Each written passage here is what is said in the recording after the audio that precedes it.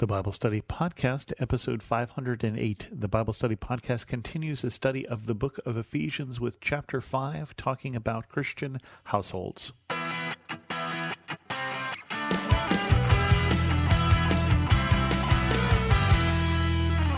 Welcome to the Bible Study Podcast. I'm your host, Chris Christensen, somewhat reluctantly talking about the second half of Ephesians 5 because I know this is going to be a little controversial, but it is in Ephesians 5, and I think Paul put it in there intended for our good. So let's talk about Christian households. Submit to one another out of reverence for Christ. So the biggest controversial thing that we're going to run into this is the verses that are going to say that wives should submit to their husbands and everything. And before we get there, let's pause here, which is that verse 21 before that says that we should submit to one another out of reverence for Christ. That's not talking just to men or just to women. It's talking about doing something else. And I think maybe we're misunderstanding what submit means. And so let's pause here and talk about submission. Submission is kind of a dirty word for us because submission seems like it means to make yourself lower than. And I think it does, but not in the way that we think, in a way of humility, in a way of saying my needs, I'm going to make them less than your needs. I'm going to focus on what you need. And so I'm going to have an attitude of service. Okay? Continuing on, wives, submit yourself to your own husbands as you do to the Lord, for the husband is the head of the wife, as Christ is the head of the church, his body, of which he is the Savior. Now, as the church submits to Christ, so also wives should submit to their husbands in everything. Husbands, love your wives, just as Christ loved the church and gave himself up for her, to make her holy, cleansing her by the washing with water through the word, and to present her to himself as a radiant church, without stain or wrinkle or any blemish, but holy and blameless. In this same way, husbands ought to love their wives as they love their own bodies. He who loves his wife loves himself. After all, no one ever hated their own body, but they fed and cared for their body just as Christ does the church. For we are members of his body. For this reason a man will leave his father and mother and be united to his wife, and the two will become one flesh. This is a profound mystery, but I am talking about Christ and the church. However, each one of you also must love his wife as he loves himself, and the wife must respect her husband. So, put this in a little bit of context. As Paul is speaking here, he's speaking in a Greco-Roman world. I say a Greco-Roman world. Ephesians would be predominantly Greek-speaking people, Christians who he's writing to, in a world ruled by Rome and by Roman customs. And the understanding at the time is that you had your wife, you had your mistress, and then you did a little thing on the side. I mean, it was not a place where the kind of fidelity we expect, even though we know that that doesn't always happen, was expected. There were temple prostitutes and things like that. So even part of your pagan worship might involve sexual acts. And because of that, it might be a little different in terms of what is being asked for the husband and what's being asked of the wife in terms of the specifics. Remember, the overall thing was submit to one another out of reverence for Christ.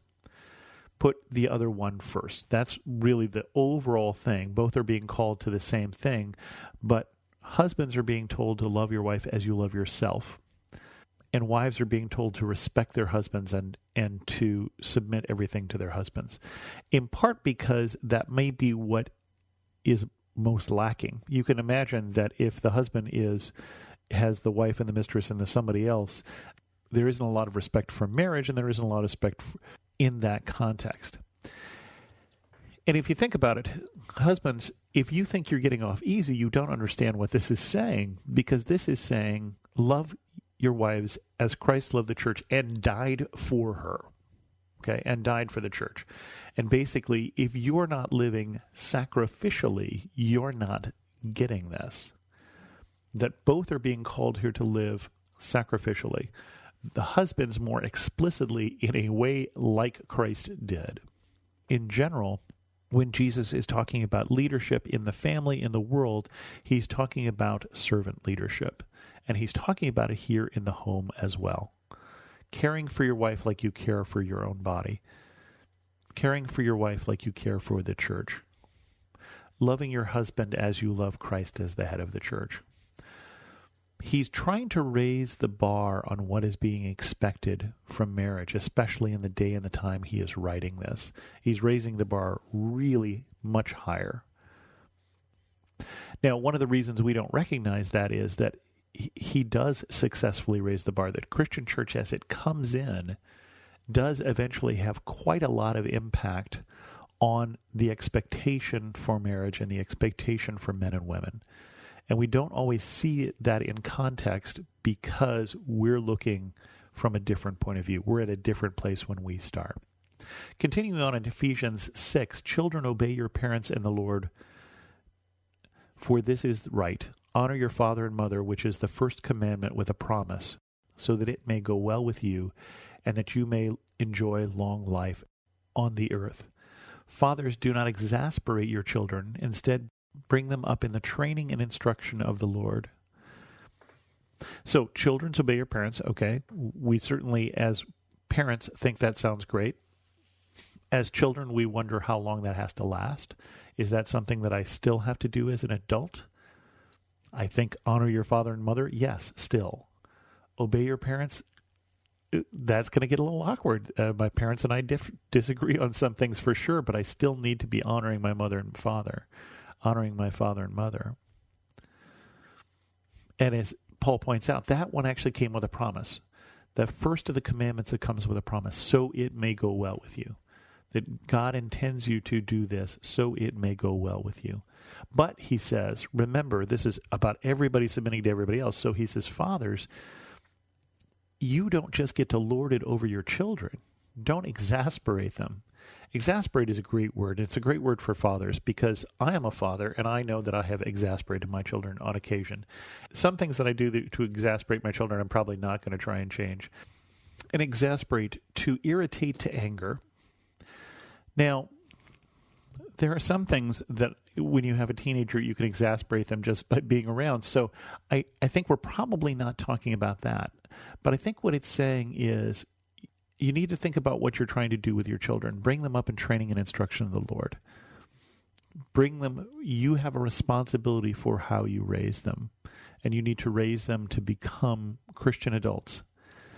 So maybe it's don't exasperate your children pointlessly. Now, if you're exasperating them because you make them do their homework, I think I'll let you off the hook for that one.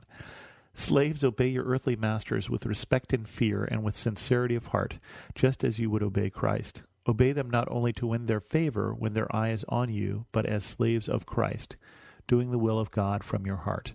Serve wholeheartedly as if you were serving the Lord, not people, because you know that the Lord will reward each one for whatever good they do, whether they are slave or free.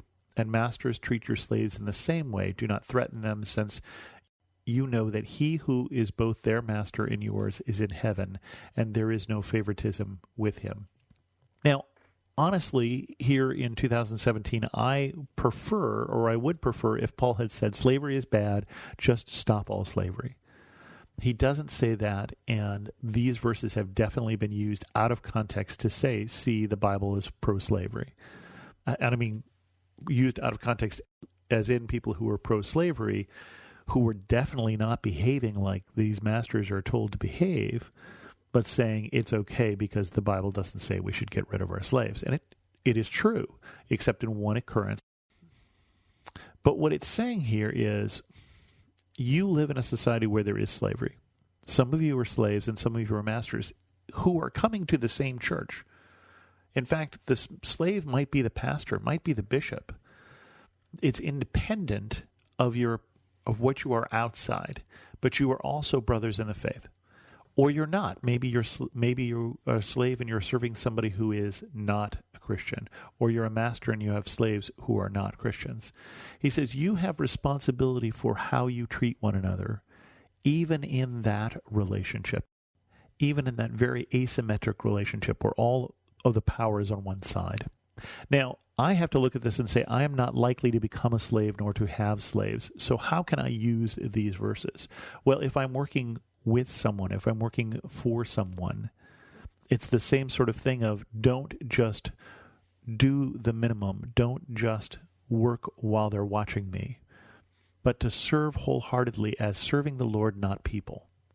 And I think that that's the same theme that we had with the children and the parents, same theme as we had with the wives and the husbands. Serve as if you were serving the Lord, not people, whether it be your wife or your husband or your child or your father or your master or your slave or your boss or your neighbor. Do things as if in service to the Lord. Do things wholeheartedly. Treat people knowing that you have a Father in heaven who is your master. With that, we're going to end this episode of the Bible Study Podcast. If you have any questions, send an email to host@thebiblestudypodcast.com, or better yet, leave a comment on this episode at thebiblestudypodcast.com. And thanks so much for listening.